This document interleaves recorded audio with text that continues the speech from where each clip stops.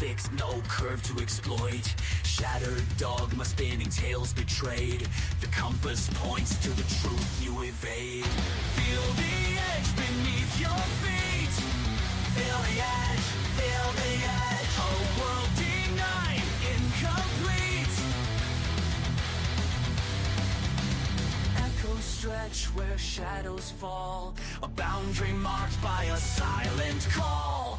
Flat as the tides that pull your mind, breaking through the chains that bind. Unveil the veil, unmask the lie. The earth is flat beneath the sky.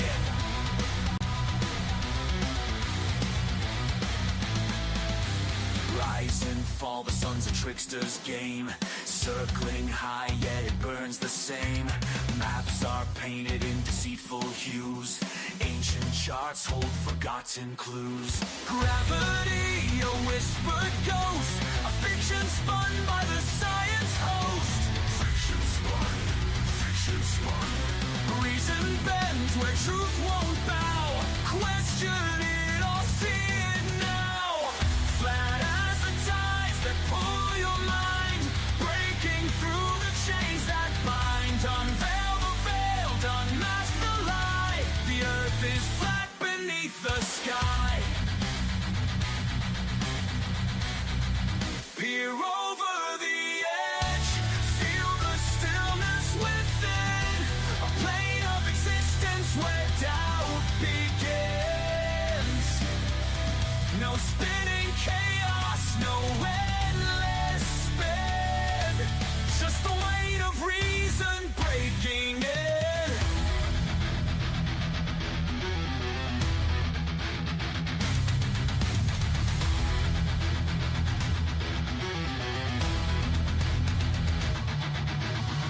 The architects of illusion fall. Their crumbling towers, their curtain call. On the flat earth we take our stand, unbound, awake by our own hand.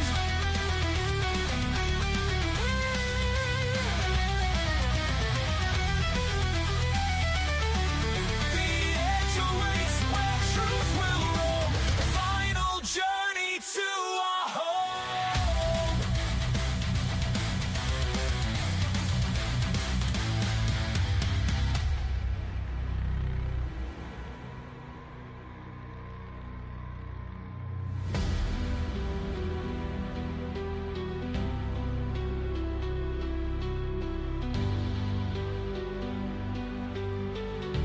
The earth is flat beneath the sky.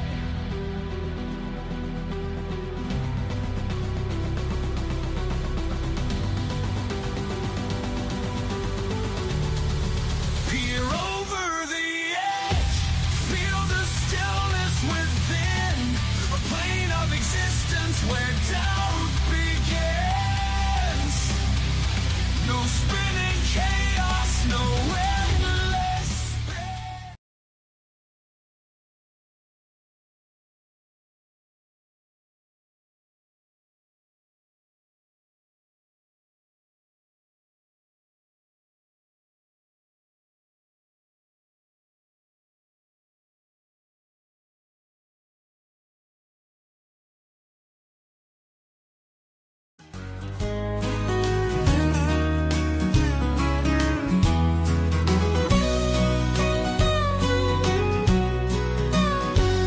Sitting staring into an empty glass, and give it time, this too will pass. She said, like the summer wind, it comes and goes and comes back again. But I don't think I'll ever get that feeling back again. Watching, waiting for the phone to ring. Like my jeans, my patience is wearing thin.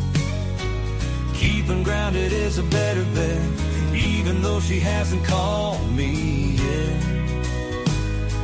But I don't think that call I will ever get. You took my heart, you shook your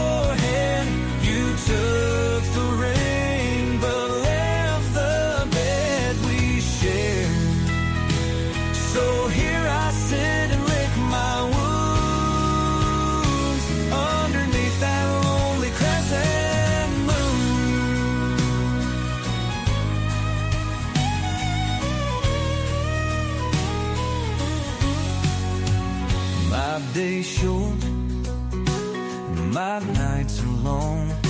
With every bar I write this song. My old guitar and a bottle of Jack, searching, seeking the words that might get you back.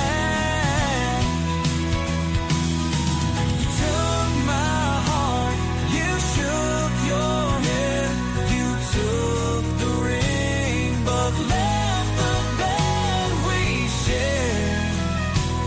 So here I sit and lick my wounds underneath that lonely crescent moon. Where did it go wrong? Can't find it in a song. I can't make up the time and all the tears I have cried. You took my heart, you shook your head, you took the ring, but left the bed we shared. So here I sit and lick my wounds underneath that lonely crescent moon.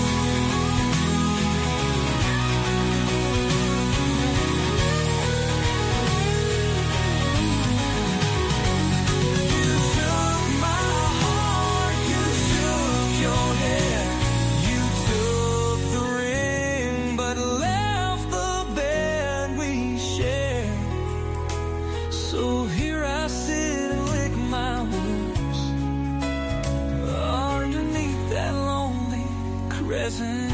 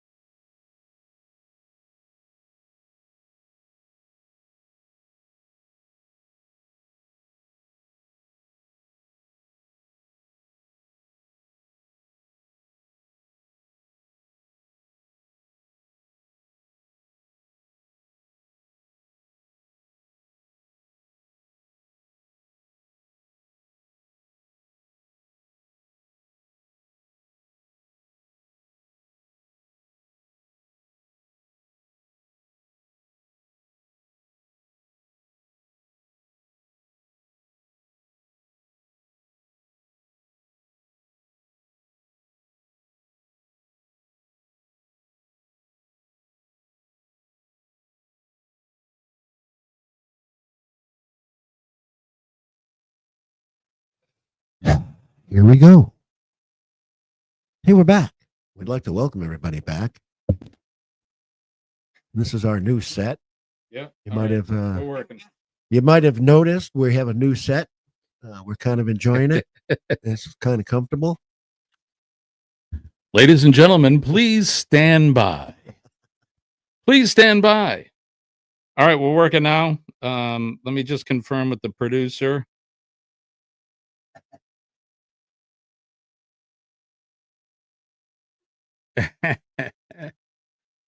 Yeah, we'll just confirm with the producer to make sure that we're working. Everything looks like okay. She's letting us know that we're doing fine. We're back. We're back on the air, ladies and gentlemen. This happens during my live streams on weekdays sometimes. Yeah, your mic's out now. What's going on? I don't hear me at all. What in the heck? I don't hear me. I don't hear you. No, neither do I. I would bet nobody else does either. Good Lord. What is happening? And on Sunday. Hey, there you are. Whoa, was it that? Maybe. I moved it just a bit. Make sure your cord's in there. Here we go. Oh, it's Look, the there we cord. go. It's the bad cord. It's a bad cord. We'll have to replace that later. Well, we have to remember to chastise it first. Right. You know, you can't just be a bad cord and get away with it. There's consequences. Right. Oh, so I had a list of stuff I was going to ask to see what we could talk about today. We really didn't have anything planned. Well, it could be anything. Let's just say it didn't feel like October. No. It's kind of late in the year to see all these motorcycles on the road. There's been a lot of motorcycle accidents too lately. Wow, what's up with that? Because people are driving good. They're not driving good. Yeah, we got a bad cord on Buddy Bob's mic. Bad cord. What is happening? I can just do this. That was a fine cord before. Don't stop touching it. Is it the board? Leave it alone. Leave it alone. Oh, I just got to do that. yeah. What's happened with that cord? I don't know. How about now? Yeah, there you go. Don't mess Got with it. it. And No, I won't touch it. As long as it stays on, we'll replace it after the show. That happens. I've been doing live gigs before where all of a sudden there's no mic. Oh yeah. And it's because of the cord. I don't know what it is. They want to get paid more. Not enough bolts. Strike. It's a cord strike. I just found out about it. Right. You think they would have said something before the show, I know. but they pull a strike right in the middle of it. I could be mid verse in a song and Either that or your bass goes out and you're just singing. I've been no there guitar. too. Yeah, we've been there before, Guitar haven't goes we? out and you're just singing and now. And I'm looking at Buddy Bob off the side of the stage going, dude, Hello. what's going on? Can you figure this thing out for me? We'll get this thing worked out. I also want to, I was talking to you, there's this whole system that I want to get with a channel switcher and 3 new cameras. And what it is we set it up this way. So there's a camera now, like what you see now with the two of us, right? I don't know what I'm not a film guy, so I don't know what you call this, the full view. And then you have a camera for each person. So you'd get your own dedicated camera that's pointing at you, and I would have one pointing at me. And once you set it up, so normally you'd have to have a director or somebody sitting. Yeah. Don't play with it. You'd have to have a director sitting at the board, switching back and forth. Like, so when you talk, the camera would go on you, and vice versa. We could have a remote truck and have Rune Arledge from ABC Sports Right. sitting out in the driveway with the big With radar the disc big on the satellite top of the van. dish. So how this system works is once you set it up, when one of us talks, that camera turns on Yeah. without anybody being there. And then when there's a little bit of a delay, it'll go to the full camera. Wow. Is that artificial intelligence, or is it just I think a really good camera? It's programming, it's software, I think, but I don't know if it's AI or not. I don't know much about AI. If it is AI, just be careful what you say around it. Right. Yeah, be careful. Is it listening? Is this thing on? Hey, Gavin is here from the Guitar Professionals. Welcome in, Gavin. We're beginning to think that nobody liked us. Oh, we're going to talk about drummers today and the guitar guys listening. Yeah. Well, Gavin, you were here, right? When we did the top 10 guitar players, were you on with us? He says, "Is this thing working? Is this thing on?" Yep. We got a bad mic cord, but we're not gonna, as long as Bobby doesn't touch it. Don't touch it. Don't touch it. As long as it isn't touched. Oh, you weren't. Gavin says he wasn't here. So we do every show we do top 10. And we've done top 10 guitar players, top 10 bands, I think. Right? Yep. We did live albums. That was a good one. Yeah, live albums is good. So we did female vocalists, male vocalists. We did bass players a couple weeks ago. And then we did keyboard players. Keyboard players was last week.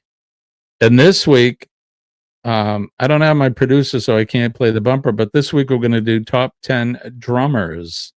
And that was a tough one for me. Come up with a list. I started out playing the drums, so it's something I always listen to.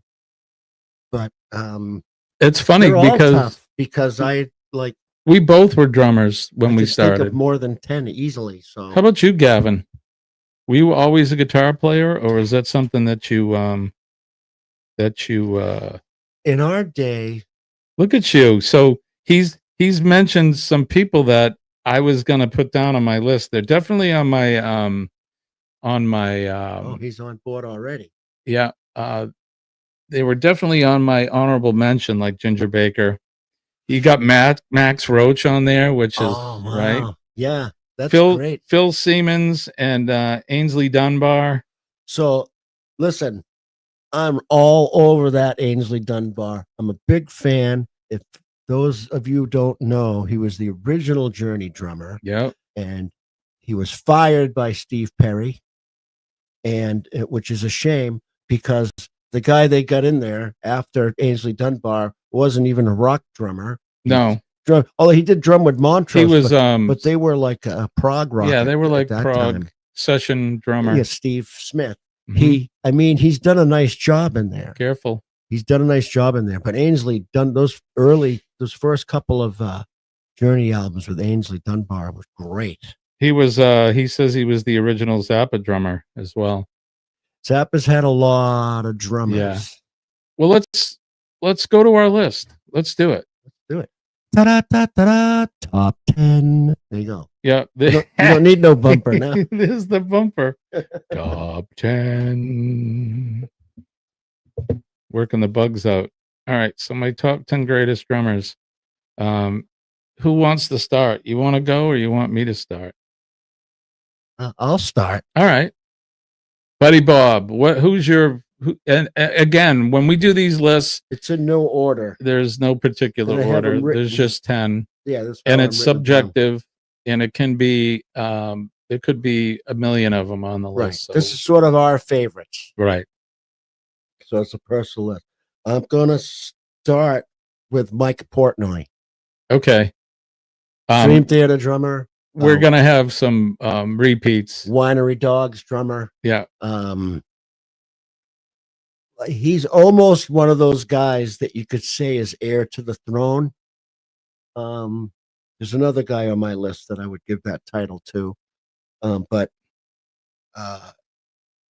what an awesome, how he fits 10 gallons of poop in a 5-gallon hat all Right. the time.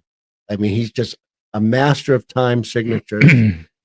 I'm sure he was a student of one of the guys on our list here. He absolutely because is. they've played their music during their live He's shows. an apostle. Yeah, an apostle. Probably a few of these are an apostle of him, but yeah, without a doubt. But yeah, progressive metal mastery and complex arrangements in his odd time signatures. In Dream Theater, man, and Winery Dogs too, but Dream Theater. Dream Theater is a band of Berkeley graduates. The guys are too talented for their own good. So when they write music, they have a whiteboard, and they sit there and they write out the stuff. It's crazy to the process that they use. I mean, again, because they're just so smart with music theory, and he can write what he plays. Right. That's mind-boggling to me. Yeah. But he can write what he plays. Well, there's a few drummers out there. Oh, sure. More than a handful that know how to write their own charts. And what's that program? There's a program on YouTube where they'll take a drummer who's Drumeo. Yeah. So they'll take a drummer who's never heard of a certain band or a song, and then they play the song without the drums in it. And that drummer, they have to play to it. And some of those drummers that they have on there, they write out their own charts before they play the song. Yeah, a lot of the guys chart it. I can't remember exactly which one. I saw one recently where the guy got it almost dead on to what the original was. I just can't remember what it was. But usually it's interesting because it's a different drum style, but it fits the song, and you're like, whoa, it's really good. Right. Know? All right, we'll go to my list. And I'm just gonna say it. Neil Peart. He's probably number one on my list, which he happens to be number one on my list. But why not say it? I remember hearing this band Rush in 1976 or 7, I think. And that was, other than Geddy's vocals, because I never really heard anybody sing as high as he did. Maybe Robert Plant was close to it, but not sustaining that high vocal. But the drumming is what kicked me in the ass when I first heard them. I'm like, who is this guy? I agree. And that's before I heard the first album with John Rutsey on it. Because look, John was a good drummer, but nowhere near the caliber that you heard the vocals Neil was. And that grabs you. And then all of a sudden you go, oh, who's drumming? Right. And not to pick on the guitar or bass playing either, but they weren't as complex, I think, as they were in later. So what was it? It was Fly By Night was the first album, I think, with Neil Peart, and then Caress of Steel. And it wasn't until Caress of Steel-ish somewhere, or even 2112. No, A Farewell to Kings. Oh. Which was before 2112. No, after. Farewell to Kings was the album after. Was it? Yeah. I don't know. 77. I thought that was their fourth album. I thought it was 2112. Fly By Night, Caress of Steel, then A Farewell to Kings, and then 2112. I could be wrong though. So either way. So they did 2112, then they did All the World's a Stage, the live album. And then after that, Won't You Please Welcome Home, Rush. You would note that there's no songs from Farewell to Kings on All the World's Stage. I believe you, Henry. But there you go. So Neil Peart, it goes without saying, he's the professor on the drum kit. And if every great drummer out there made a list, Neil Peart would be on it, if not number one. Right. So with our third entry, I'm just kind of randomly picking from my list here. Right. The real quick, John Rutsey was the first drummer, Gavin. Yep. Full I'm show. just randomly going through my list, and I'm landing on Stuart Copeland. Yeah. From the Police. Yep. When they first hit, the first thing you noticed was Sting's voice, and then you went, the drums. The drums are crazy. Ridiculous. Is he drumming the same song as they're playing? I remember thinking that. Right. But everything he did fit. He was a minimalist, but everything he played had a lot high impact. But minimalist, but intricate. Right. You know, another one like jazzy, off time. And they were playing kind of reggae-ish stuff too. Yes, and he was absolutely. playing things that really didn't fit in with the genre. Ridiculous drummer. He's definitely one that's on my list as well. Yep, there you go. Yep, Stuart Copeland. You good? The Police. Stuart Copeland. I got to see them live, 1980. Is that Synchronicity 2 or Synchronicity Tour?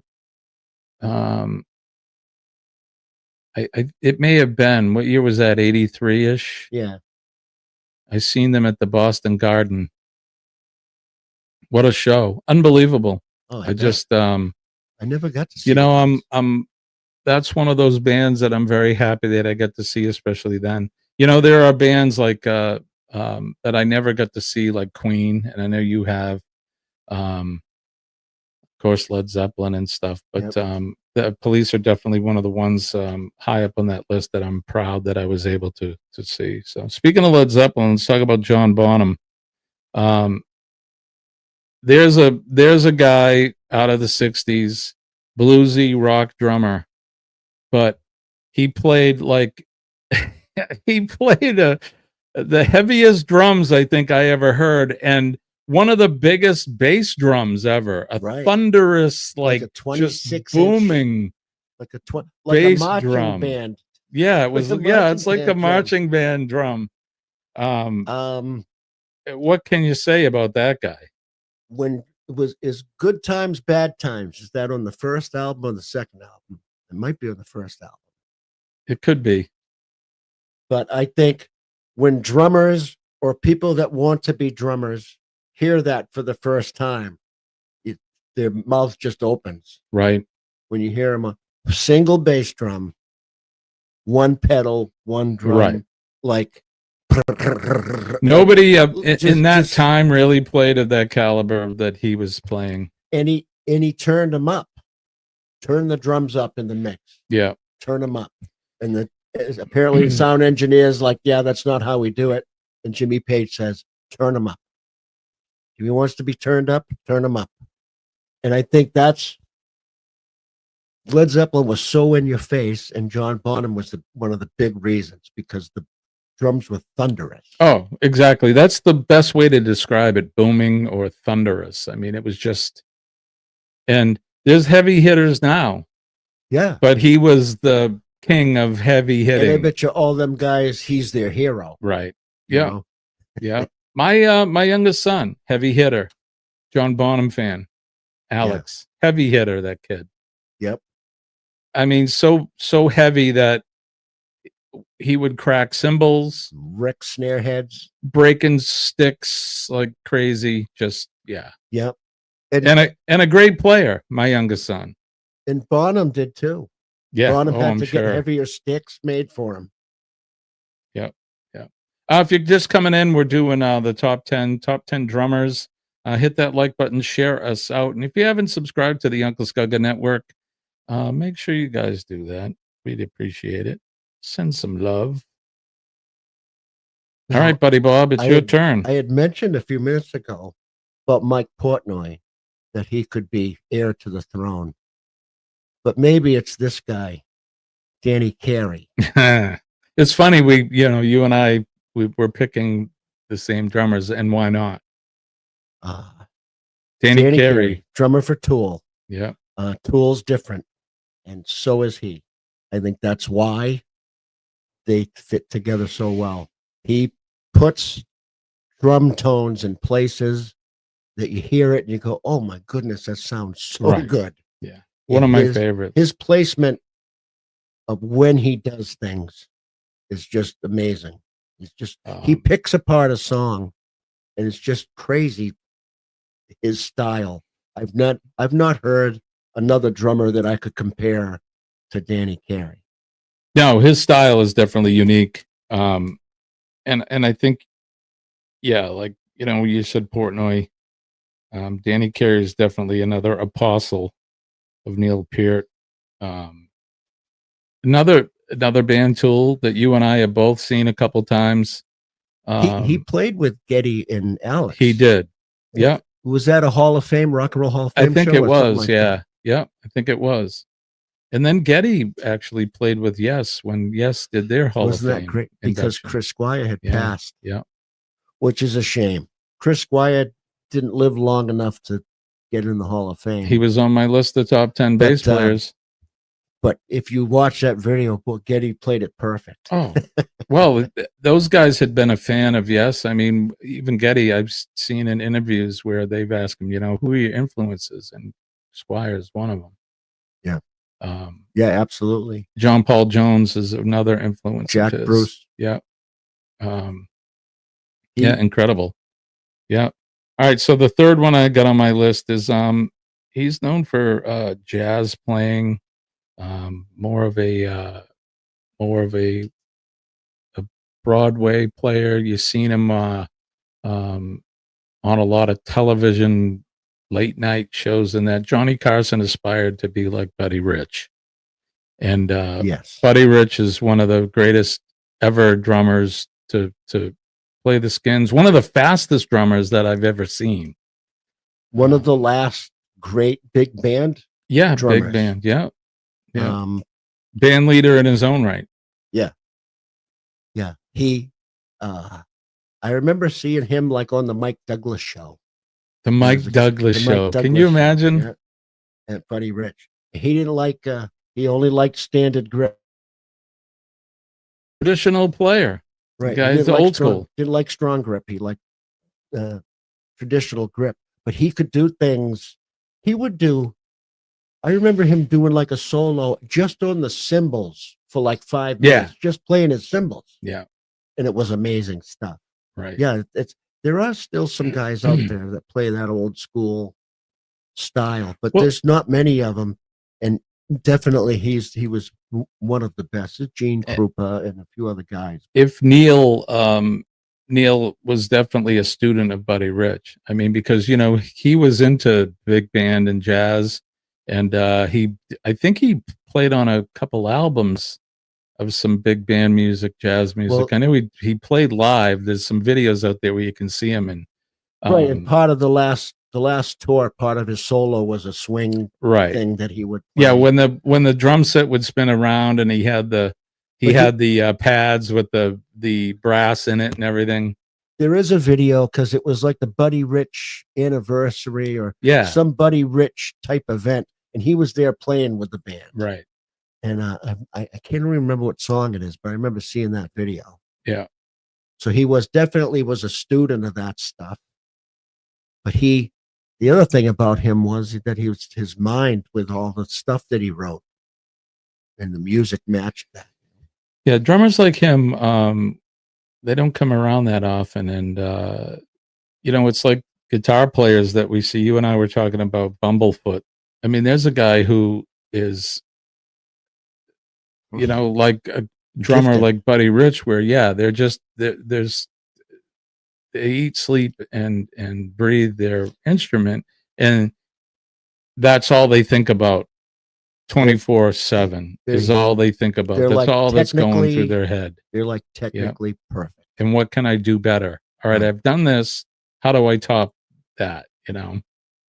Yeah, he's got that crazy guitar with the fretless stainless steel neck. Yeah, double neck, in fact. All right. Well, back to me, I think, right? Back to you, brother. All right. You may or may not know this next gentleman, but he's on my list. Vinny Colaiuta. Yeah.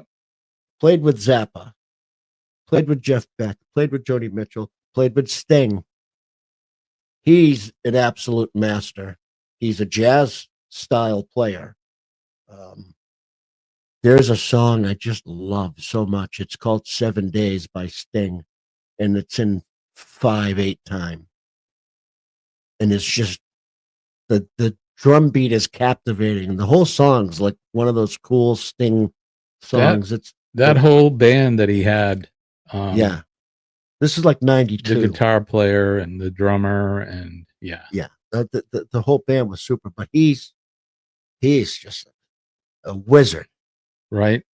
Eddie Lugo, welcome to Practical Nonsense. Good to see you, brother. Thank you for coming in. My mother said she saw Buddy Rich at the Londonderry High School. She did, actually. Oh, that's cool. I remember that show, and I didn't appreciate it as much back then. I probably could have gone and seen him for free, but I did not. Who knows what we were doing? You and I were probably out raising hell in the neighborhood. Probably. Doing something, but Buddy Rich. All right, my next drummer on my list is definitely one of my favorites. Seen him a few times. Talk about innovative. I saw this guy play a piece of sheet metal. Bill Bruford. I watched him play a piece of sheet metal several times. But I seen him with Yes a couple times. I seen him with Anderson, Bruford, Wakeman, and Howe. Yep. Never got to see King Crimson, but unfortunately. Or Bruford. Right. He had his own band there for a while in the Right. 80s. He had a few bands, and he did some solo albums. Speaking of which, we mentioned Danny Carey. There's a King Crimson band out there called Beat that's touring right now with Adrian Belew and Tony Levin, Steve Vai, and Danny Carey on the drums, and he plays Bruford perfectly. Perfectly. I wouldn't doubt that. Yeah. I bet he's a big fan too from the way he plays, because he plays somewhat disjointed as well. I watched an interview with the four of them. May have been Friday night, I think, and he just talks about how he actually bought a set of Simon drums so he could emulate exactly like the Discipline album and that. So pretty cool. And Bill Bruford, the guy, he's played, like I said, Yes, King Crimson, one of those progressive. Another one that's just really intelligent and studies the instrument. So Bill Bruford, there you go. Always was in a progressive band. Yeah, just he had that great style. So let's go from progressive to heavy. My next pick is Bill Ward. Oh, wow. There you go. Bill Ward. Black Sabbath. Yeah. And so many of the songs, his roles across the toss, his roles are totally unique. The drumming in the song The Wizard still is one of my favorite Sabbath tunes, The Wizard. The drumming in that is just phenomenal. Right. That's the one where Ozzy plays harmonica. Yeah. And Bill Ward, everything that he does is just fabulous. And he's a really, really good drummer. And to be in that kind of a band, they were the first band like that. So he was really drumming for a band playing music that nobody had ever really heard before. And I don't think he could have done it any other way. No. And who'd you have? Keith Moon and Ringo Starr back in the day, that was his, I guess you would call his contemporary Ginger Baker. All great drummers. And I was tempted to put some of those guys on my list. I didn't. I think of all those guys, maybe Ginger could have succeeded at playing music like that, like Black Sabbath. But I don't know that to be true. Right. And Bill Ward, there's just no. It was so nice that when they played at Ozzy's last show there, it was the original all four members. Right. They didn't have to get another drummer. Bill Ward was in. Well, they were all still alive at that point. So, no, but when they did a reunion tour back in 2015 or whatever, Bill Ward wasn't. Yeah, on that well, I tour. don't know why. I remember that too. But he wasn't on that tour, but he was on that final show. Yeah. Well, And that was good. That's a testament to, you know, his love for Ozzy and I wanted to put him on my list because I bet you he doesn't make a whole lot of top 10 drummer lists. probably not. He's not on mine. But I mean, I think he deserves to be on the list. I think he's a Bill great Ward. choice. All right, so my next one is so this guy, he's played with Paul Simon, Steely Dan, James Taylor, Chick Corea, Eric Clapton, Steve Gadd is one of my favorite drummers of all time. Joni Mitchell as well. Yeah, he's basically a session drummer. He's been on songs or albums with other players. He played on the Asia album with Steely Dan, but he played on 50 Ways to Leave Your Lover with Paul Simon. Yeah, he's very versatile. He can sight read. Yeah. He's just, he knows everything there is to know about drumming. He's just he's a session drummer, like you said. He's picture perfect. For anybody that's never heard of him, if you've heard of him, yeah, you've heard of him and not even realized you've heard him. You've heard him, even though you've not heard of him, right? But yeah, just go to YouTube and put in Steve Gadd. You'll enjoy it. Right. You'll enjoy it. Eddie, I don't know if you missed it. We mentioned Stuart Copeland from Police on our top 10 drummers. The Police happen to be Eddie's favorite band, so I know that from the Cup of Joe live show because Eddie's one of my morning crew. He sits on the panel with me in the morning. Jeez, I'm repeating like a howitzer over here.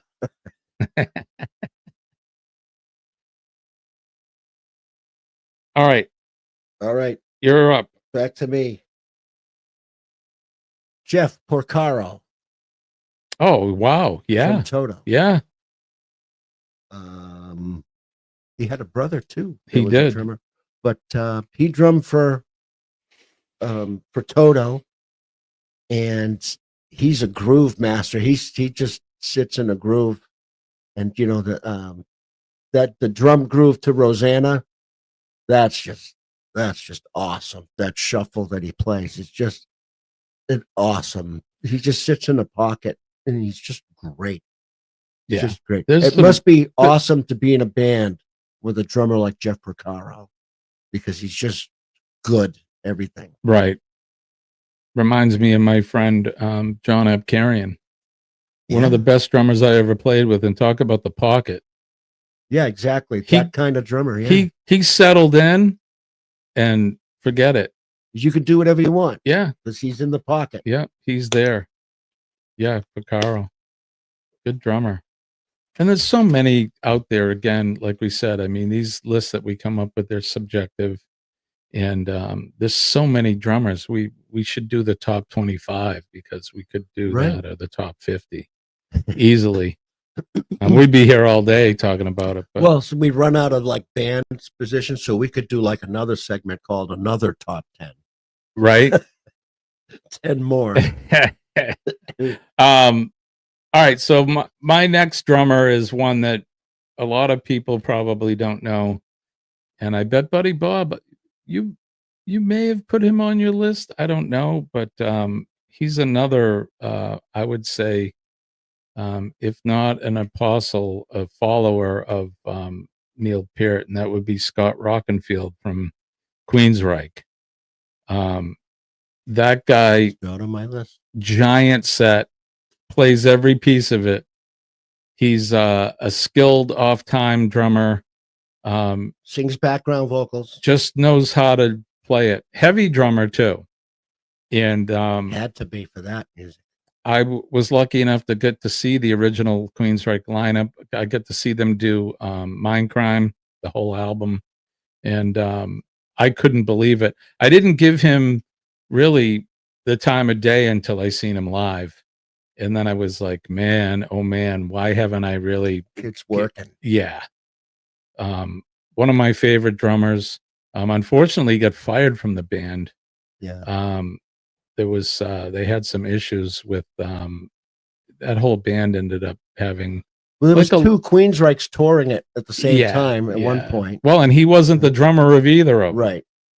And Jeff Tate lost the case. And so he had to call his band Mind Crime or something. Jeff Tate's Mind Crime. In fact, he's touring this year. He's touring right now, and that's going to be it, according to what he said. It's going to be a Tupelo. Yeah, he's come there a few times.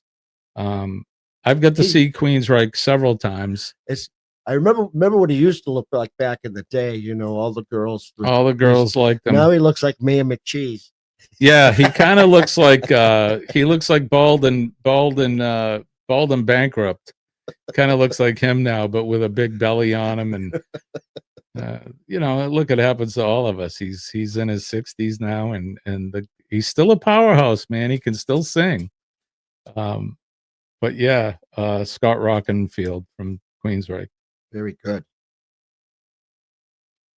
I'm going to go ahead and go with Phil Collins from Genesis. I had him on my list and I crossed them off just because I put a couple others in there. But yeah.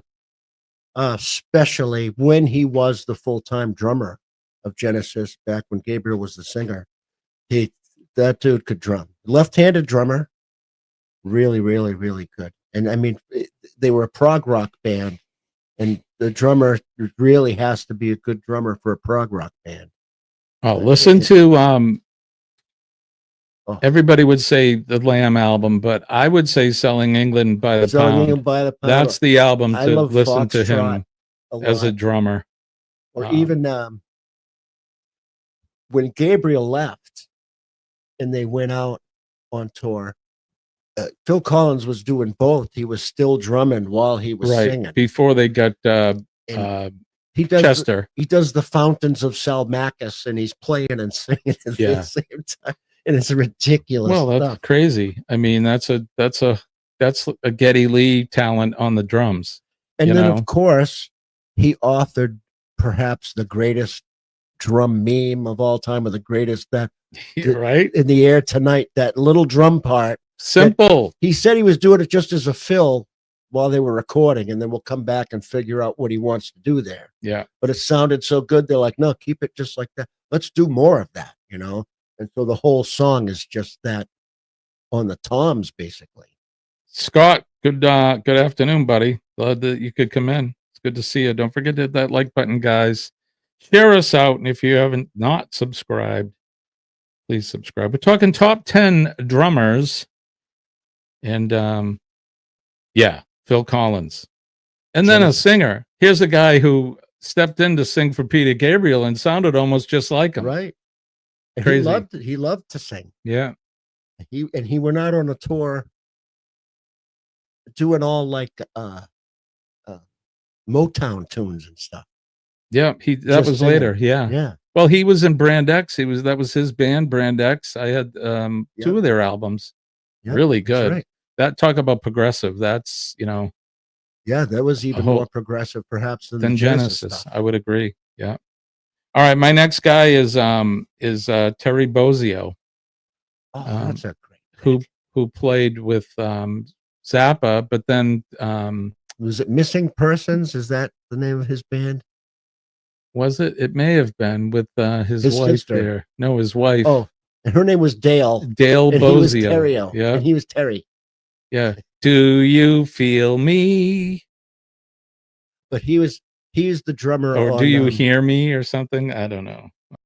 But I liked his playing with Zappa, and then he played with. He's on Chic Your Booty. He's on that album. But he was the drummer with John Wetton and UK. Yeah, UK.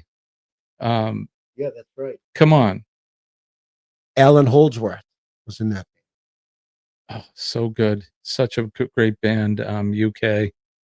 But Terry was the drummer for that band, and another powerhouse on the drums, but another guy that studied drums. He's a little dude. Yeah. He's a little dude. But not just not just a garage band drummer who this guy was schooled and He's a complete percussionist. but yeah, when you listen to the early stuff with Zappa and that, and he was young, he was just a kid. It was like Stevie Vai when he played. Stevie Vai was like 16 or 17 or something. He was playing with Zappa. But yeah, so I had to add him into the list, Terry Bozzio. And here you go. He was Zappa's drummer after Vinnie Colaiuta. Yeah. Vinny's on the Joe's Garage album. Yeah. And then Chic Your Booty, Terry Bozzio. Yeah. Well, and Adrian Belew was with them on that too. Yes. Yep. On Joe's Garage. It's funny how they were all all these those players kind of just go in and out, and they follow each other. And hey, you're done with your band, or you're on hiatus from your tour. You want to jam? Remember when? Who was the guitar player for the Police? Oh, Andy Summer. He did an album with Robert Fripp. I had from King Crimson. Yeah, I had it. I Advance Masked or something. Yeah. Like that's insanity. Well, and then Robert Fripp recorded with Daryl Hall. Yeah. And I had that album, and it was good. I forget the name of it. But it was really good, man. There's one song on there. It was my favorite, and I can't think of it now. But if anybody is interested in that, look up Daryl Hall and Robert Fripp. Holy crap. Oh. Uh-oh. See, he told me not to touch it. Told him, don't touch it, Bobby. Don't touch it. And then he went and he touched it. And then there you go. Let me see. Is that your list? I still got some name on here, but I've been crossing out the ones that were the same, you know. Who else do you got? Well, I got Carl Palmer. Oh, yeah. And then under honorable mention, I got Richie Hayward from Little Feat, who's one of my personal favorites. Yeah. And then a guy named Ringo something or other. Yeah, Ringo Starr. Now, there's a drummer right there that I don't think he got the accolades he deserved. You know, he was talk about the pocket. But if you listen to some of the stuff that he did on a little Slingerland set. They had 1 million hits, dude. The Beatles had 1 million hit records, and he was the drummer on all of them. Yeah. I think what most people don't know about Ringo is that he was born left-handed. And he played right-handed. And his grandmother and his mother, he believed left-handed people were like the spawn of the devil. Right. So they wouldn't allow him to do anything left-handed. Hence, I want to play the drums. You got to play him right-handed. And he did. So all his rolls are backwards, but that's why they sound so good. Yeah. You know, the drummers that are right-handed drummers that play right-handed, they struggle to try to do one of the best drummers ever, Ringo Starr. And he persevered through the nonsense of because I watched that movie, the Let It Be movie, and it must have been hard for Ringo. He had to wait for the other three guys to negotiate what they were going to do. Right. And then, and then he was there. But, you think that after the Beatles broke up that Paul McCartney far and away had the best career of every Beatle? Nope. He's made a little bit more than Ringo, but not much. Ringo is, he's touring now with his all-star band. What's he, 80? He's in his 80s, 85 probably. And he's always toured. And with players like Steve Lukather and all these great players. That's his all-star band, you know? And he had hits in the 70s. He had lots of hits. I think the first, I don't even know. That may have been with the Beatles, or it wasn't. Well, he did Sweet 16. And You're Mine, Mine. What was the country song he did? Act Naturally. Yeah. Right? Yep. There's a Buck Owens tune. And he had a big hit with that. I got one more on here that I wanted to mention. Yeah. Carter Beauford. He's the drummer for the Dave Matthews Band. Talk about another intricate, jazzy, progressive drummer. If you've never seen Dave Matthews live, and you can, There's videos out there. Yeah. Go on YouTube. I've seen and, videos, but and not- haven't he's been a to show. he's a holy shit drummer. He reminds me a lot of my drummer, who I played with for years, Johnny Epkarian. Could play anything. And yeah, just watch that guy. Now, I don't know his music, but I saw Travis Barker at the Aussie thing, and I've seen Another player that's great. I can't tell you, and I can't even remember the name of his band, but I know he's in a very something with number 12, something with a number in it. Anyway. Oh, that's Blink 182. Blink 182. So he's in that band. Yep. I don't know any of their stuff. I'm sorry, but I've seen him play with other people. He's great. And other things, and a lot of people say he's one of the best drummers out there. Yeah. There's so many, Henry. I mean, I want to give everybody a mention, but you know, like you say, there's a million great drummers out there. We'd be here for the whole afternoon, I think. How are the Patriots doing? Oh, I have to take a look at that. Looks like they're 25-16. Well, there you go. Over the New Orleans Saints at the moment. Sorry, Dee Dee. She likes the Saints. Oh, she loves the Saints. Sorry. She remember when they were the Aints? The Aints. Yeah. The fans used to wear paper bags on their heads. Yeah. Kind of like the Browns fans. Oh. Well, who was it? Was it a few years ago? Was it if they won a game, all the people in the stand would get a free beer or something like that? If they won a game, never mind like a championship or get in the playoffs. If they win a game, you get a free beer. Crazy. The Browns. All right. Let's do this or that. Do you got one ready? I got one ready, brother. Oh man, you're prepared today. Hell yeah. Well, prepared in one respect, but we've had a few technical difficulties here today, but and we can't like switch to another channel, like, you know, we're going to switch you over to MMA boxing on our sister channel while we fix this. Right. Yeah, no, we're not quite that sophisticated here at Uncle Scugga Radio, but maybe someday. Like I said, my next thing is to get the cameras and that set up. And the autopilot. Yeah, pretty much autopilot. I do want to have a producer. So when I say, hey, if we're talking about I don't know, the pyramids of Giza, you know, hey, pick that picture up there. Show everybody about you know. Or the pyramids of $100,000. Right. There you go. With Dick Clark, who never aged. Oh, it was Dick Clark. I was thinking it was Bill Cullen. That was a different show. I don't know. It was Dick Clark, wasn't it? The 100,000. First, it was the $10,000 pyramid. Then it was the 100. And then inflation kicked in. And then it was the $100,000 pyramid. Not to be confused with the $100,000 bar. Or now they call it $100,000. Yeah, $100,000. I think it was better when it was $100,000. $100,000 felt like bar. you were eating more. Right? Yeah.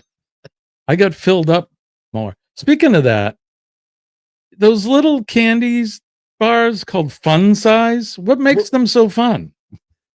When we were kids and you get the full size Milky Way, like I'm talking full 5.5 inches of chocolate bar, that was fun. There was no fun bullshit when we were kids. We would trick or treat and we got the full candy bar. What's so fun about getting a quarter of a candy bar? Right.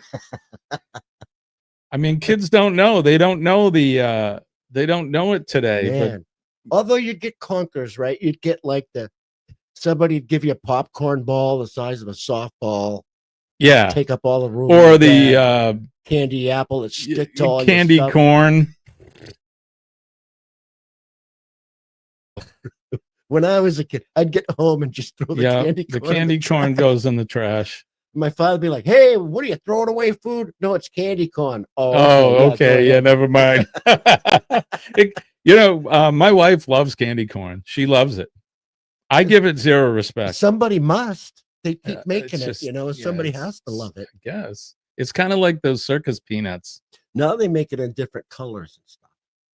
Yeah. Okay. to try to fool you, Right. right? And then you see it there in the bowl. You go, oh well, it's different color.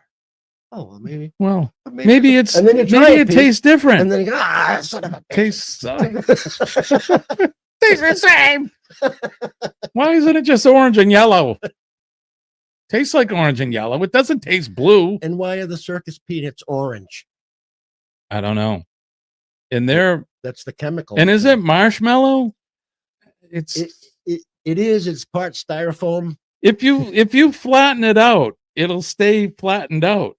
You can use it as window caulking. Right. You spread it out. Is anybody out there like circus peanuts? I just not my thing. There's certain candies, just also those fruit slices that are like all sugar. I like the orange ones. It's just too much sugar. It is a lot of sugar. But yeah, those are kind of The other ones there that would stick to your teeth, the jujubes or juju bees or whatever they were. you get the sugar daddy on a stick. I may have lost the filling on one Pull of the them. stick out, there's a tooth on it. Although chewy candy like that, I like the Charleston Chew, the chocolate ones. Did you put them in the freezer? Freeze it and then crack it. Oh yeah. Yeah, that's the old school. It's the old school way. The things Hidden are this Valley. long. Remember we'd go to Hidden Valley and you'd have your allowance. You had your Yep. bank. Yeah. And I remember I would go in Get Charleston first Chews. day I would get a Charleston Chew. So good. When we were kids, trick or treating, like you'd get the whole Charleston Chew. Yeah, there's You'd get a whole no big long candy bar in your fun bag. size. You know, there wasn't, and so it's like, I Hey don't know, Danny, it's more like the rip-off size. my mother says, Bobby, you're still like a little kid. Oh, she's talking about you touching the microphone. You tell you not to touch anything, so you have to touch it. Danny Dizzle's here. Hi, Danny. Good afternoon to You're you. still telling me what to do. Yeah. And my mother said, when I was a kid, the big candy bars were a nickel, I know, right? right? Well, even for us, Full-size bar. we could get a full-size candy bar for like There's 15 like cents weights or and 20 standards cents. in this country. There should be weights and standards for candy. Right? Like you pay for a candy bar. I don't want like a bite of chocolate.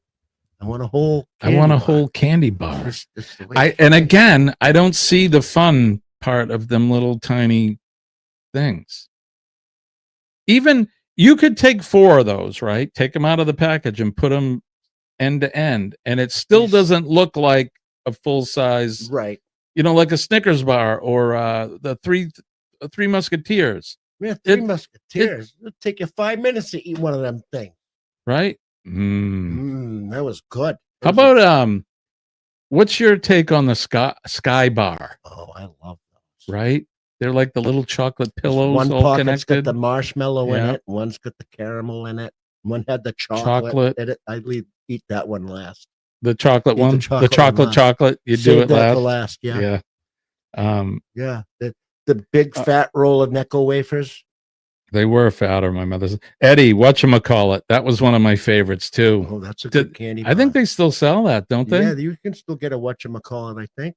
You don't see that in fun size, right? No, it's Even Twix, they put that in a fun thing or whatever. Yeah. How about the Nestle bar with the rice in it? Was that the crisp bar or the crunch? Nestle Crunch. Nestle Crunch. Do they Yeah. make those in fun size? I bet they do. Yeah. What about all right, how about this? What was the one that had the chunky? They had just the chocolate, The big silver or you could get square the one with the raisins, and the peanuts and the raisins. Not my thing. a lot of people don't like the I raisins would, and the I would. chocolate. Those would go in the trash if I got that for Halloween, or I'd trade my brother. Hey, I'll trade you this chunky Give me the raisin one raisins. for the I regular like the chunky. other one. The regular chunky, yeah. Yeah, that was my good. favorite, too. The one with the raisins in it. No, get the raisins out of here. Then we used to get the straw filled with colored sugar. And it would eventually bore a hole through your tongue because you'd eat so much of it. Citric acid, pixie sticks, you know? It's just a straw full of sugar and citric acid. Oh, Yeah. I'm snorting. I'm laughing so hard. I can remember where I grew up. Beaver Lake, right? We had Beaver Lake, and down the street was this beach called Como's Beach, and they had like a beach house there, and they would sell ice cream and candy and all that stuff. And that's where I would get those giant pixie sticks. I'd get 2 or 3 of them because it was right down the street from my house. Play it in the water. You got it all over your hand. Oh, there you go. That wasn't from me playing with it. That was from me inadvertently. That was from you getting animated. Inadvertently smacking it. Yeah, but that I can remember eating so much of it that it was like, why is the center of my tongue hurt? And we used to walk. When I was a kid, we always walked like you're walking. I walked to your house from my house. That had to be 10 miles. But I mean, on Halloween trick or treat, I think we walked 5-6 miles, right? And there was no such thing as a cluster neighborhood back then. I remember filling up pillowcases. Yeah. We would take our pillowcase trick or treating. Yeah. And fill it up. Yeah. And like, awesome. You get all this candy, right? Forever how long you got it. But today it's, I don't know. Well, and they drive. The parents will drive them to these cluster neighborhoods.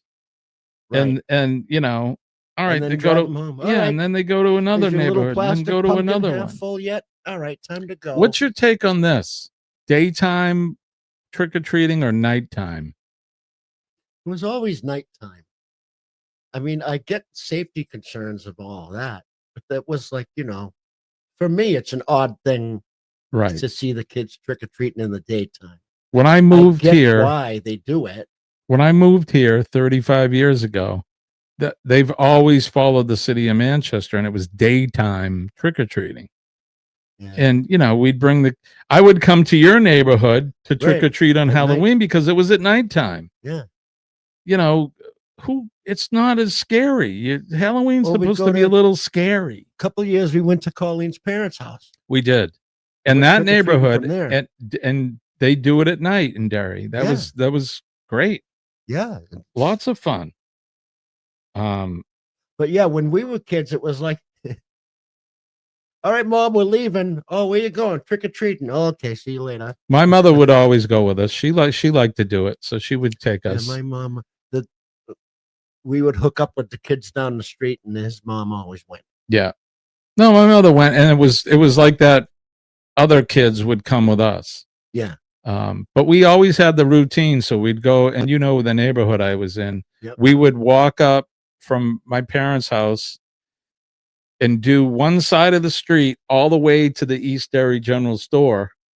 And then we'd turn around, we'd go to the firehouse. So we'd do all the houses on the other side of the street, go to the firehouse, and then come back down that side of the street, back home. And yeah, we'd fill up a freaking pillowcase. Route right there. Yeah, real good. But it was, you know, you're walking like two and a half miles. I could remember as a real little kid getting back and going, you didn't want to eat your candy. You were so tired. You're ready to go to bed. Yeah. Parents gosh. And of course, you know, Mom wouldn't. She'd be, you know, you can have a few pieces, but you're not going to go crazy. You got to go to bed too. You'll never sleep. You're bouncing off the walls. But we would go to bed, and my father would go through our stuff, I think. Of course. I went through the kid stuff. Looking for the black licorice and the stuff that he wanted. I would, I like the Kit Kats or the Reese's cups. But you couldn't take them all. Nope. You got to leave them with some. Because, you know, they look, if my kids were like we were when we were kids, we surveyed it all. All right, I got 2 of these chuckles. Yeah.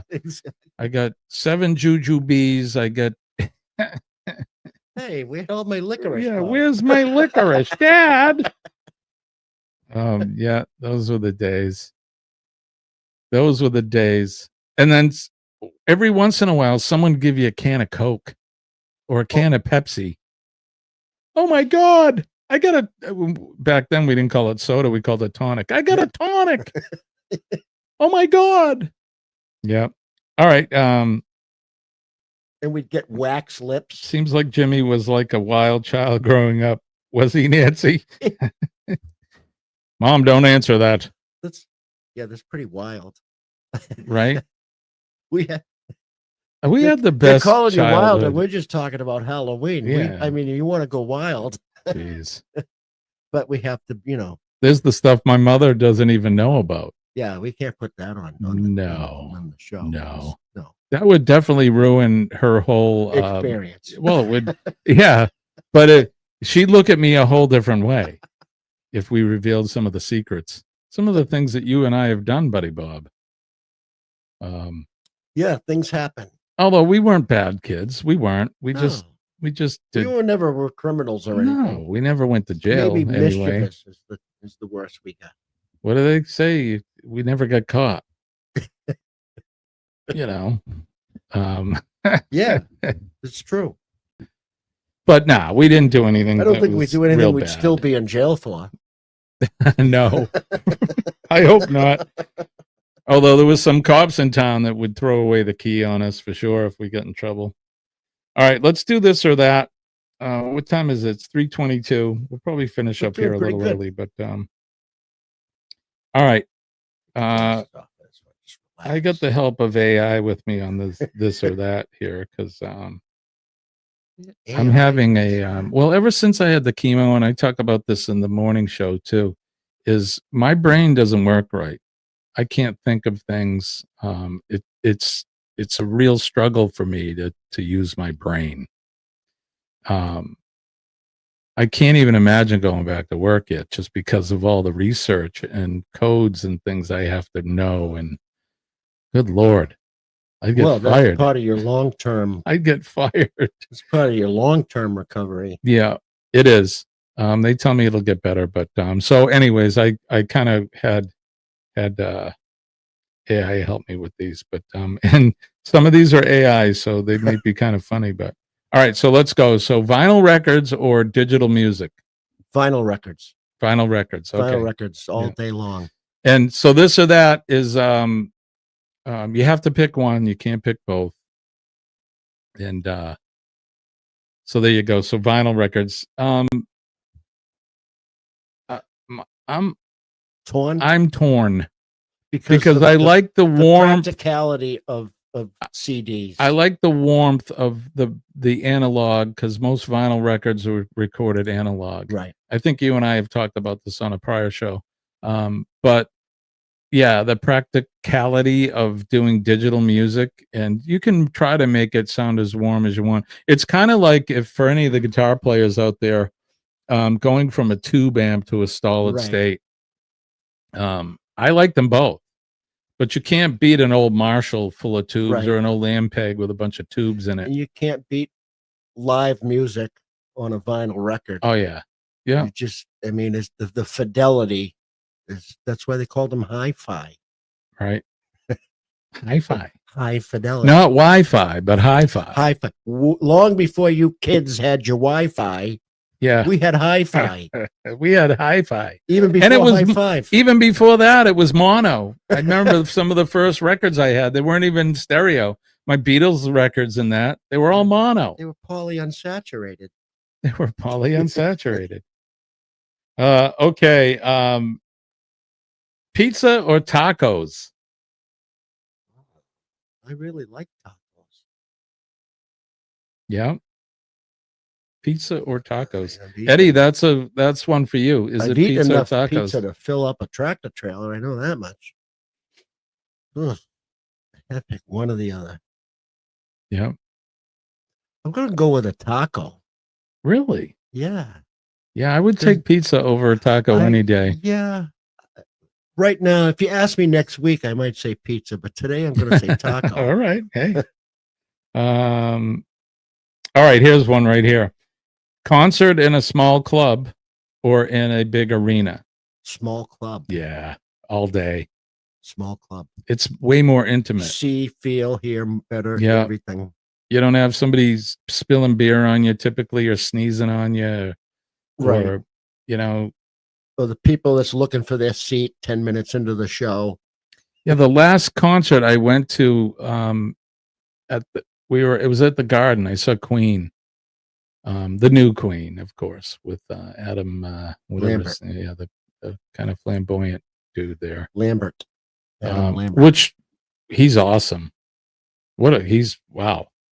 Although I much rather would have seen George Michael as the singer of Queen after Freddie passed, but then he passed too. So, but the reason I brought that up is because people are just rude, pushing into you, and a small venue, it's better.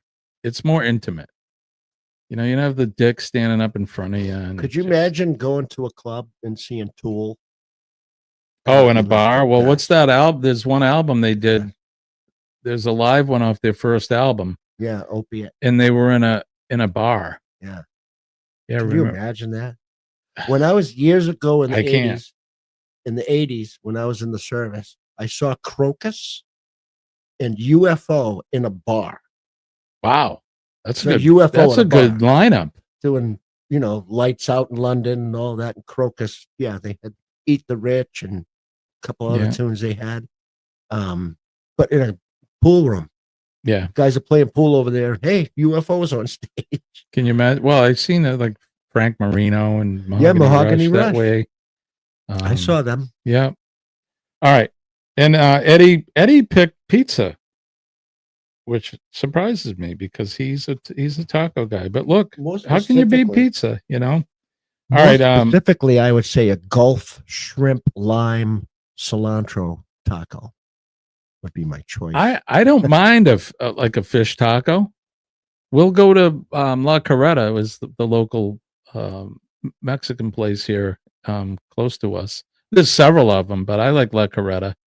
And they got a trio. You get the shrimp and one it's a white fish. I don't know what they use, if it's like a haddock cod, a sole fish or haddock, something like that.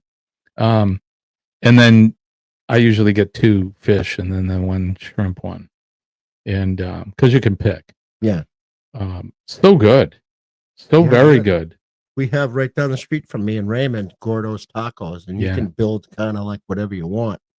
Love it. And it's, tasty. All right. Ice cream or cake? Ice cream. All day. You can't make a milkshake out of cake. No, I've never had a cake shake. No. Ice cream. You have ice cream on your cake to make it better. Well, yeah.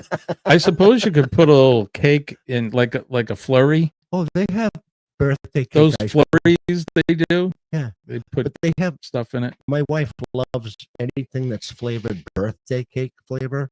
And they make birthday cake flavored ice cream that has actual pieces of cake in it. Really? Yeah. So kind of like a chocolate chip, a cookie dough. Like a cookie dough. Which is also not my favorite. No.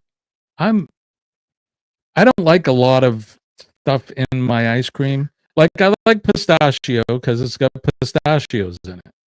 A regular chocolate chip ice cream. That's fine too. Not the chunks, but no, the old hood. Yeah. Chocolate chip. Or even the smaller little pieces where they smash it up. I'm good with that. I like that. The big chunks, no. Or like the Rocky Road or with all that stuff. What's gummy bears and moose tracks? Yeah. Get it out of here. Just give me give me the chocolate ice cream. I don't want candy with my ice cream. It's all this stuff on my ice cream. I just get the ice cream. I'm with you. I love cake, but ice cream all day long. Yeah, look, everybody loves cake. And cake's good for you. What did you used to have shakes when you were little? Yeah. Because we would have, my grandmother would do the malted milk. I don't know if we ever had that. My mother made it. Home now, but we have the ice cream and then you put some malted milk in there. I don't think we ever had the malted milk, but my mother made us, we would call them fraps. Yep. We called them, my father always called it fraps. Those of you from this part of the world, or those of you that aren't in this part of the world, they weren't a milkshake. It was a frap. Didn't matter what, it was ice cream and milk based. At Friendly's, it was a frap. Shake. Yeah, it was a shake. Well, you go to McDonald's, they had shakes. Or a milkshake, but we never called them that. It's like when I was a kid, people go, "What's tonic?" Because I'll say, "Oh, you want a tonic?" I still do it, and people are like, "What are you talking about?" Oh, I'm sorry, soda pop, or pop. Yeah, people down south. But we don't say you want that in a sack. No, we don't say that here. Do you want that in a sack? No. paper or plastic sack? No, it's ice cream. I beg your pardon. No, it's ice cream. I don't want it in a sack. I didn't want it in a sack.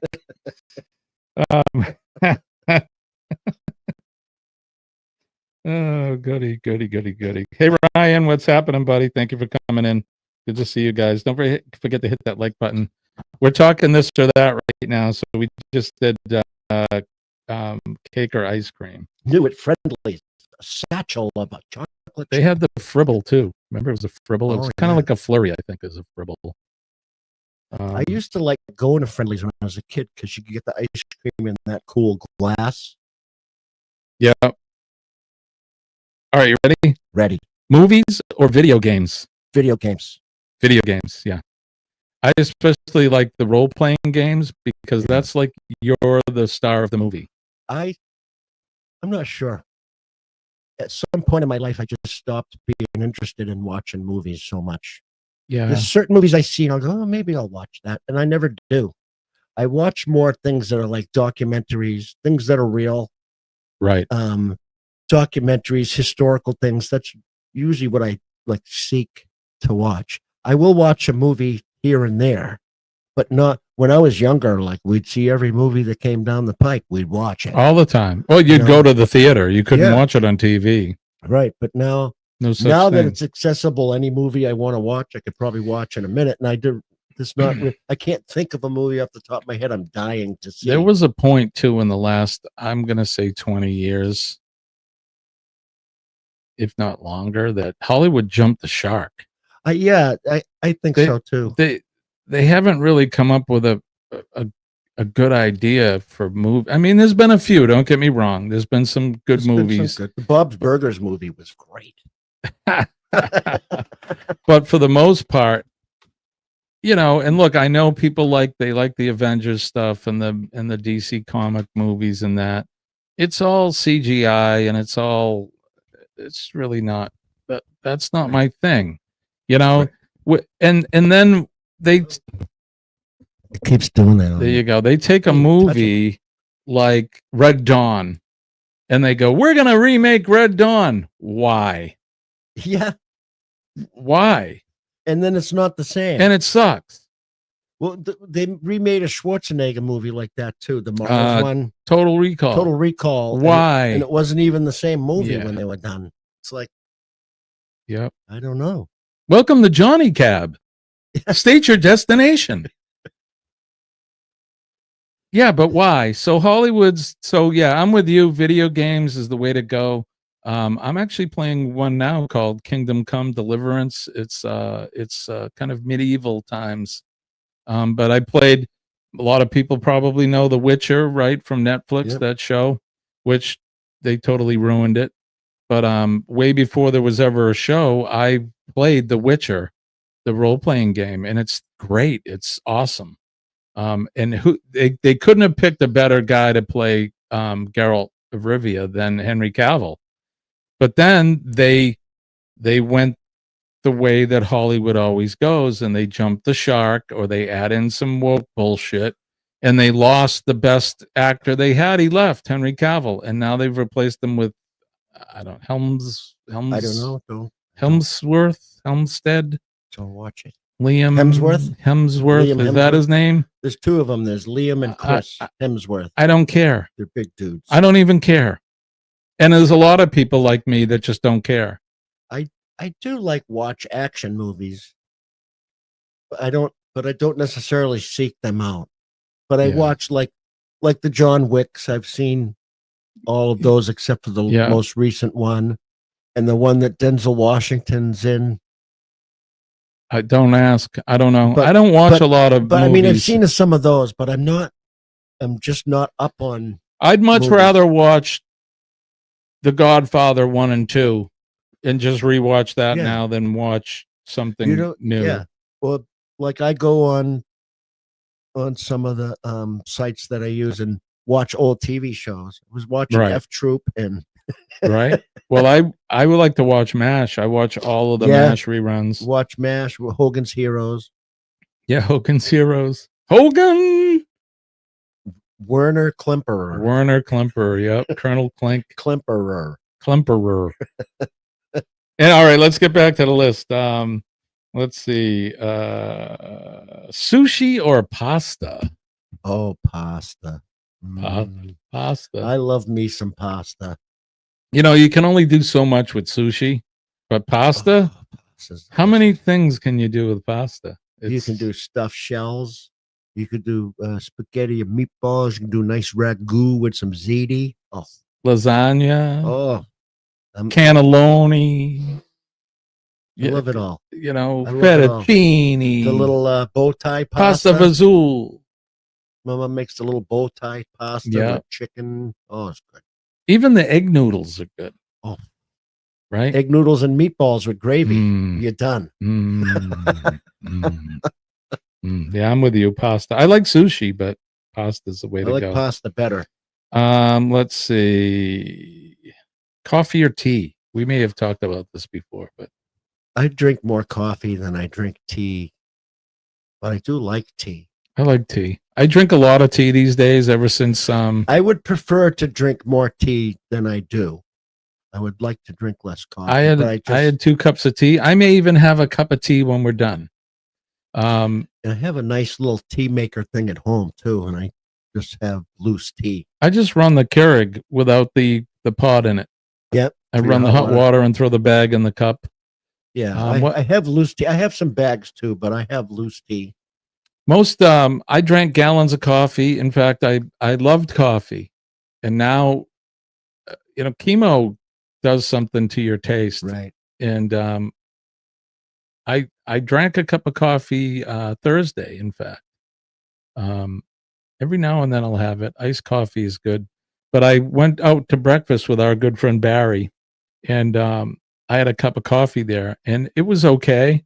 I'd prefer a cup of tea now. It's just something. It did something to me, and it doesn't taste the same. But I've been trying to drink some coffee. Like, it's gonna get better. I know it will. It's got to get back to how it used to be, but it's just not. I'd like the Black Rifle coffee. I haven't had it, and yeah, that's pretty good coffee. They have all, you know, they have every type of coffee you would want. I like dark coffee.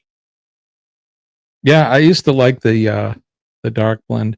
There's a blend out there called Major Dickinson's blend, which is a darker blend, and I liked that one up until I was in the hospital. So Colleen says, I love candy corn. Gavin says Coke or Speed. Coke any day. RC Cola. Oh no, I'm talking cocaine. No, I'm talking. Let's call a spade a spade. Did we? Did we mention that Dollar General's going to have the RC Cherry Cola available? You did say it's the only place you can get it, right? Right. RC Cherry Cola. I can feel my teeth hurting already. Yeah, and it's that fake flavor that tastes more like chemical than actual. What do they cherry. call that stuff that they make to make that taste like something? Poison? Essence or something? Or no, esters. Oh, esters. It's full of esters. So it's some chemical that they made that tastes like like grape, like trying to flavor something the grape flavored. You rarely ever get actually grapes in it. You know what I've never seen is a blue raspberry. No such thing that I've ever seen. One. Yeah, no, me either. How many blue raspberry candies are there? 1 million. And they're good. Popsicles. Blue raspberry popsicle. Well, who was the guy who come up with this? Let's just say blue raspberry. See if anybody notices. Back before R.F. Kennedy Jr., when they were making all these colors that are bad for you, so they like, we get all this blue. What are we going to do with it? Why don't we try that? Like brown banana popsicles and see if anybody. Yeah, or green banana. No, not green, but green tomato popsicles. Blue raspberry. It's not a raspberry anymore. Now it's a blue raspberry. It's not. They're still good though. Why? Yeah. But still good. What about the bomb pops? That's got the 3 flavors: the cherry, the lemonade, and the red, white, and blue pop. Yeah, it's a bomb pop. That's what they were always called when we were kids. They're little now. Are they? It's one stick, but it's smaller than Oh, like the one it's like was the so size big. of the single popsicles. It's like the Yeah. size of that. We'd now. get the ones from the ice cream man. Thing It was was so heavy. big you couldn't put it in your mouth. Yeah, it was like having a giant pine cone on the end of a stick. Right? Yeah. Yeah, no, they had remember they had the ones too that was made of chocolate and banana ice cream. Yeah. Yeah. It was chocolate and banana. Yeah. And it was on a stick and it was shaped like a bomb pop. Yeah. I remember that. Those were good. Yeah, there was a lot of good stuff at the and then there was the ice cream man. One that was like an ice cream cone and there was a gumball at the bottom. Yeah. But the cone was in a plastic a paper thing. Yeah. It wasn't a cone. Right. Yeah, right, there was it had the gumball at the bottom. Yeah, we had the ice cream man would come by the house. And you'd have ice cream all over your face because you're tipping the thing to get the gum out. Yeah, right. You didn't care. You wipe it on your sleeve, whatever. You pull your shirt up. You're wearing your candy necklace. All right, I got one more. You ready? Ready. Burgers with fries or hot wings with ranch. That's a tough one for me. Yeah, wings are really tasty. Wings with ranch, or they're hot wings. But a really good burger Burgers with with some fries. perfectly done fries. Oh, twice fried, nice and hot. Right amount of salt on them. I had a bacon barbecue half-pound burger with fries yesterday at How was that? At the Cabin restaurant. Oh, it was so good. Yeah, so good. I'm gonna have to go with a burger Thick and and fries juicy. on that. You know, just the French fries. If you get them right, that's awesome. I have a thing for hot wings. I think I'm gonna go with the hot wings. I bet I could eat 50 pounds of wings if you put them in front of me. Just keep them coming. And just like regular hot, not insane. Yeah, I don't want the habanero, the ghost peppers and the phantom, cut your tongue off pepper. Just regular buffalo, I grew some chocolate bootla peppers this year. I have them at home. I had to put gloves. Chocolate bootla? Yeah, so it's like a Carolina Reaper, but I guess maybe even worse. And it's 2 million Scoville units. So I dehydrated some of them, and then I have some that are fresh. I'm going to give them to Zach, so he can do something with them. But I can't eat that stuff. Linda is here. Linda Toman, good to see you, my friend. She says RC Royal Crown. She goes real thing or go home. She says not the cherry. She likes sounds like the regular. Then she says she goes, oh my god, the bomb pop and the rocket slide that burned your ass when you went down. Oh, the summer days. She likes burgers with fries. Danny says Philly swirl stick, assorted flavor ice cream pops or ice pops. Huh. Are amazing popsicles. Finished all the ice pops. I have one left. Are those the ones in the plastic, Danny?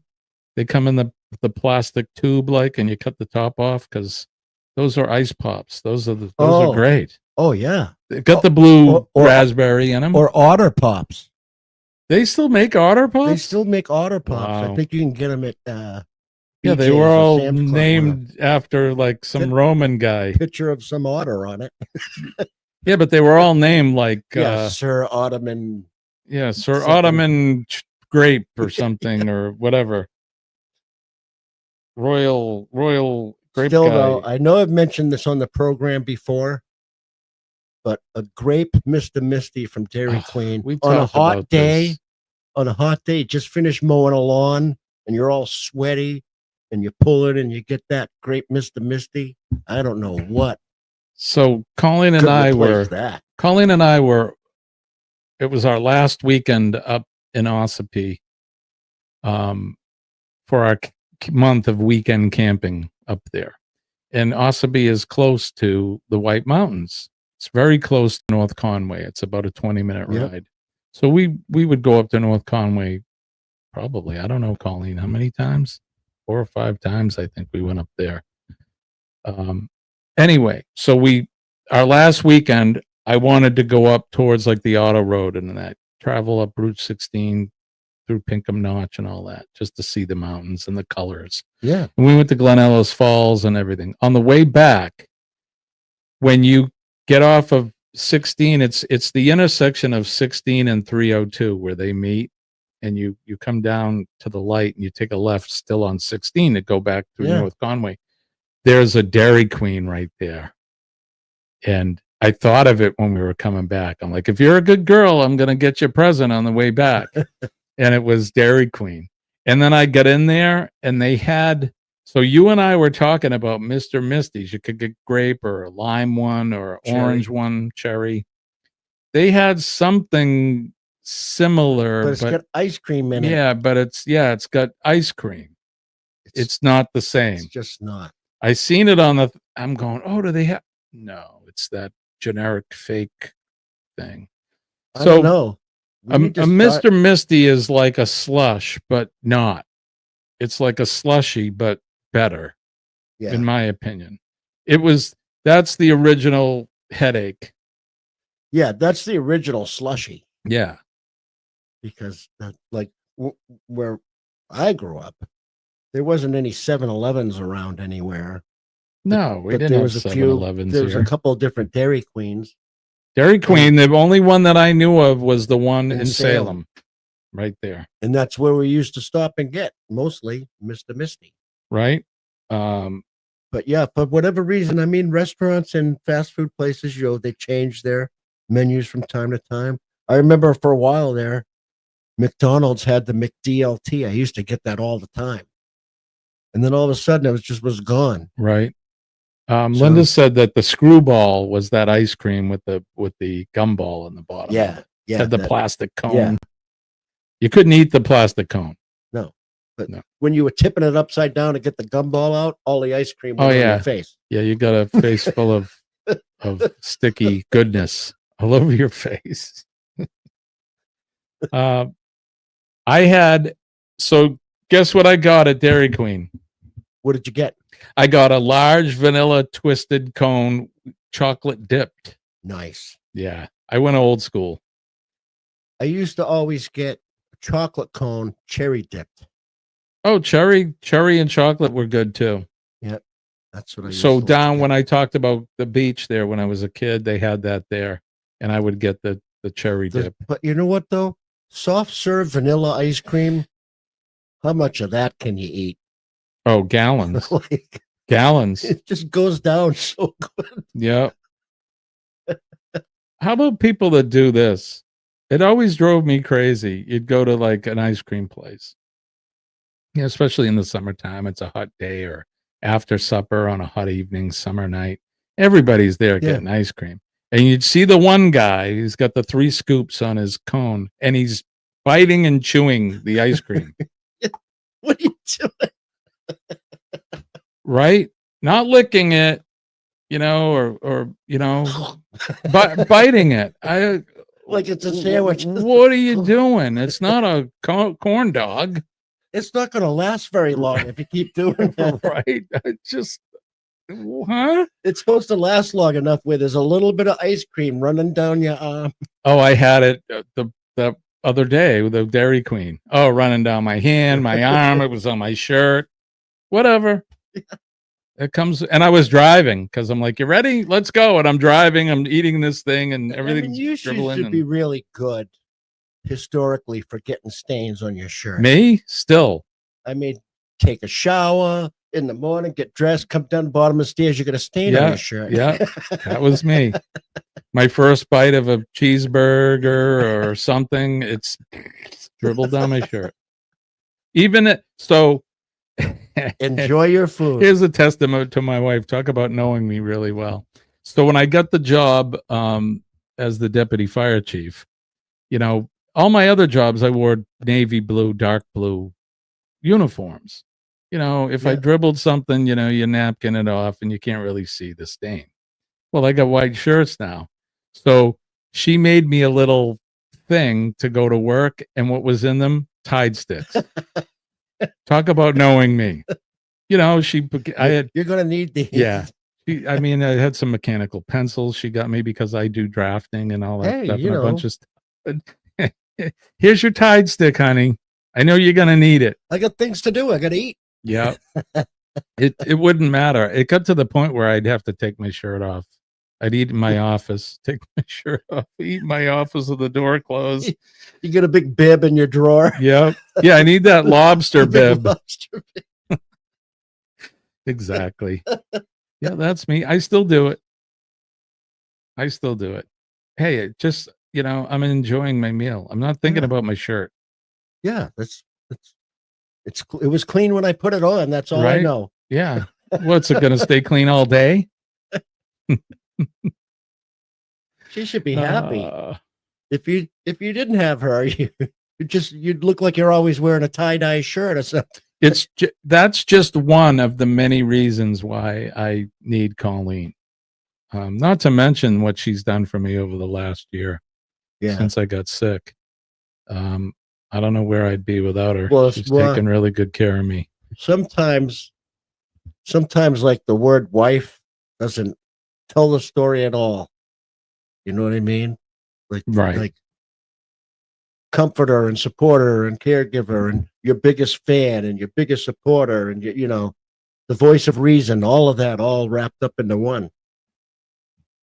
She says we need each other. We do need each other. Yep, that's she's part of the deal. She's really taken care of me over this last 12 months good. because it's been 12 months to Plus. the October 5th was 12 months. That was the day I went to the emergency room because I thought I had bronchitis. Yeah, on the 5th. On the 5th of October, yeah. But yeah, she's taking care of me. You have the doctors, the skilled people, the ones that really know they really know the stuff and the latest science and technology to help get you better. But then there, you see them I was seeing them once a week at that point. I mean, minus the time in the hospital. I've seen them every day in the hospital, but you need your caregiver, and she's here with me every day, taking care of my every need, and she still does it. I take 17 pills a day, and so I take 12 in the morning and then 1 in the afternoon and then several before bed. She puts all of that out for me. I can't remember which ones I need to take. There's a lot of them, and I can't remember shit. Well, yeah, of course. So there you go. Shout out to you, Colleen. Thank you. And to all you wives out there. All those great, wonderful wives out right? there. Of course. I have one of those myself. Of course. Anybody that's been married longer than 5 or 10 years, I mean, it's... Well, I certainly didn't have anything to compare to what you went through, but, my back went out recently. It's not a competition. And I couldn't get off the couch. I mean, literally, hurt to put my foot on the floor. So you quickly, you run out of things to entertain yourself with after a short amount of time. So, she just, I can't even explain, but she just was there all the time. Anytime I needed anything, she's just there. And and God bless. Thank God they're there. Yeah. And these, it's no matter what. It's that attitude. We're married. We're a team, no matter what. Yeah. No matter what. And I'm not going to compare us to how people are these days, but today, couples got all kinds of weird, different arrangements in life. And people get all these different arrangements that they have. But having that one person that knows you better than anybody else, knows what you want and what you need, because it's important to know all that. That's knowing that you have that. I can't imagine how awesome it must make you feel that you have her. But, in this time, that you've had this incredible need, and thank God you've had Colleen. Thank God. And so I can only imagine how good that makes you feel. I've had a sore back, and I look at my wife, and I'm like, oh my goodness, you're the best thing in the world, right? taking care of my Who knows? What it would be like if we weren't with them, if we were alone. I don't know where either one of us. I mean, your wife's a sweetheart. It would be the worst too. part. Can I tell you what? If you had to go through that cancer again by yourself, that would be the worst part. It'd be a horror. It'd be a horror part movie. Of the whole experience would be that you were alone. Yeah, that would be Agreed. The worst part. I never felt the loneliness that I felt in the hospital. I'll be honest, and I had all those nurses and doctors there, and thank God for my wife. She was there almost every day with me, but it was when she left, and you're there by yourself, right, in your thoughts. And can you imagine being at home with nobody? Yeah. So you get out of the hospital and you come home, right? Or you're laying, you hurt your back and you can't move, and you're on the couch, or you're in bed or whatever, and you're all alone. Yeah. And let me tell you that I can't. The TV keeps you company for a very short amount of time. Well, you can only, and I would say that, and playing games on my phone or whatever, that all wears off really fast. I spent 100 days in this house. Yep. Without going the only place I told the doctor, I don't know, I was maybe 40 days into my, I call it being sequestered. 40, 50 days maybe. And the doctor's like, how you doing? And I said, I look forward to coming here because I could get out of the house. Yeah. And that's no ding on my wife at all. No, but the two of us, her too, she couldn't go anywhere either, because if she went somewhere and brought back some virus or something, just a common cold, it would have been very detrimental. So, the two of us, it's like, we're going to Boston, tomorrow or something. It's because like, your world's only this big. Yeah, man. Yeah. The world's only so big when you're stuck in bed or stuck on the couch or stuck in this room. I can't imagine being alone, going, like you said, going through all of that. Even now, we can go out, but it gives you a whole perspective on the people that are alone and that aren't sick. They go to restaurants alone, or they go grocery shopping alone. They just do everything alone. Some people may like that. I can't. I'm sure there are some people that like that. I would put my head under a truck wheel if I was alone. One thing to have friends and other family, brothers and sisters or whatever, but it's just so different when it's your spouse and they're the one taking care of you. It's just a different deal. And how she never wrung my neck throughout those 100 days. She probably had a way of dealing with that. Keep her from wringing your neck. Yeah. And we weren't allowed to drink. Well, I wasn't. And she, in solidarity with me, didn't drink it either. So she wasn't drinking to mask the, I want to wring his neck, hit him in the back of the head with a tire iron. No, my wife was yelling at me because I would come upstairs. What are you doing? Oh, I had to come upstairs to get something. Why didn't you just tell me? I get it for you. Well, you were doing something. I figured I got to move around here and there. And then she would go back down there. I'll get you everything you need. Just stop it. Colleen, why are you hollering? Why are you hollering down the stairs? Just text me. I have my phone. I'm like, oh yeah, right. I could text you. Okay. Sorry. My wife thinks of everything right before I think of it, which, that's, you would think that's always a good thing, and it usually is, but yeah, but that's just, when that's a good relationship, and you've been with somebody long enough where Colleen and I think for each other sometimes, or we'll finish, that whole finish each other's sentence thing. We do that all the time. Or it's funny because I'll be sitting we'll be sitting in the living room. We got the TV going on, and she's reading a book or something, and I'll be like thinking in my head, oh, it'd be good to go out and get whatever, a hamburger. And I'll go, hey, you want to go get a hamburger? And she's like, oh my God, I was just thinking that. I'm like, really? Yeah, I was just thinking that. I mean, what is that? You've known her for most of her life. Yeah. So we've been together how long? 44 years, brother. Most of your life. 44 years.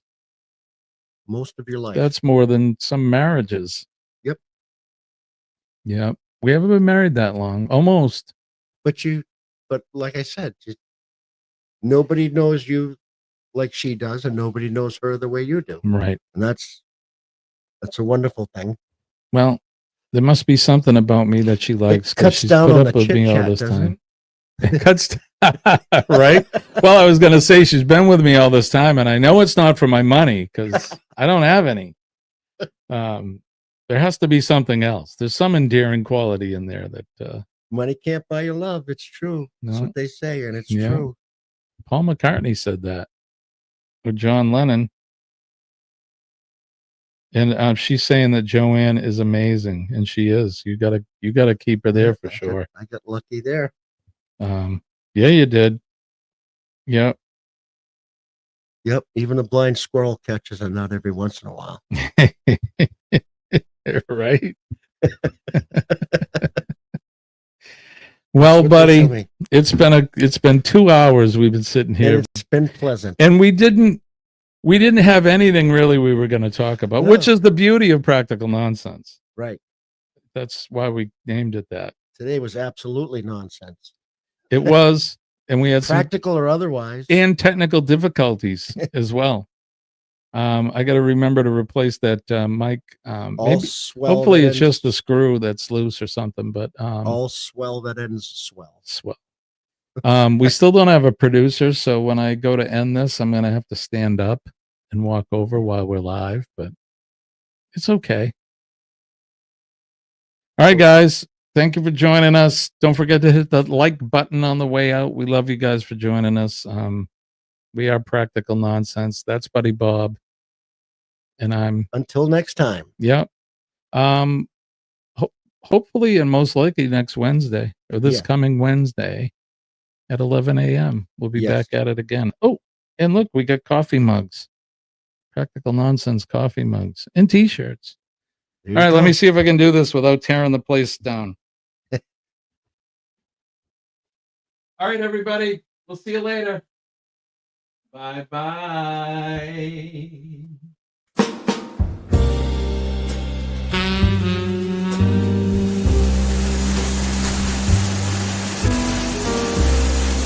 Mm-hmm.